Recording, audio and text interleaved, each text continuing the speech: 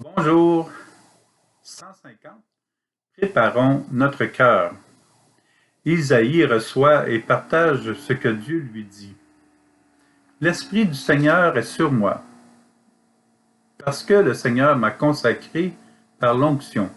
Il m'a envoyé annoncer la bonne nouvelle aux humbles, guérir ceux qui ont le cœur brisé, proclamer aux captifs leur délivrance, aux prisonniers leur libération, proclamer une année de bienfaits accordée par le Seigneur.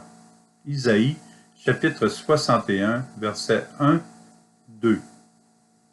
Par cette prophétie, Isaïe annonce la venue de notre Seigneur dans notre monde. Le Seigneur est le seul qui guérit les cœurs brisés. Préparons notre cœur pour qu'il puisse y réaliser les transformations nécessaires à notre salut. L'Ancien Testament est le livre qui nous raconte le mieux l'espoir du peuple d'Israël de rencontrer un jour le Messie. Cette réalité est encore vraie aujourd'hui. Nous sommes invités à nous préparer le cœur pour la venue de notre Seigneur et Sauveur, à rendre notre cœur libre pour l'accueillir. La première mission des chrétiens est de nous préparer le cœur afin d'en faire une demeure pour la présence de Dieu. Nous n'avons pas à craindre Dieu.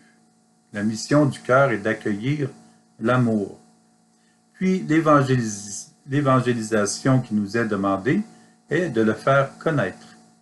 En réalité, notre être ne fait que peiner tant que nous ne reconnaissons pas Dieu dans notre vie. Tant que Dieu n'est pas entièrement accueilli dans notre cœur, nous éprouvons un manque. Si nous nous habituons à ce manque, nous aurons l'impression que Dieu est disparu. Le manque agonisera au fond de notre être. Ensuite, nous deviendrons très habiles et nous garnirons le manque d'habitudes malsaines et destructrices.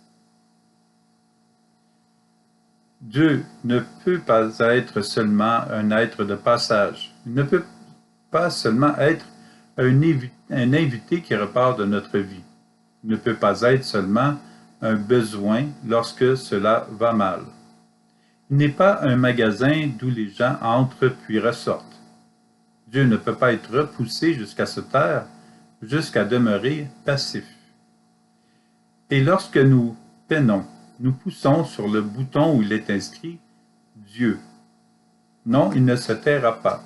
Il veut que nous l'accueillions à 100%, rien de moins. Il doit obtenir une présence permanente en nous.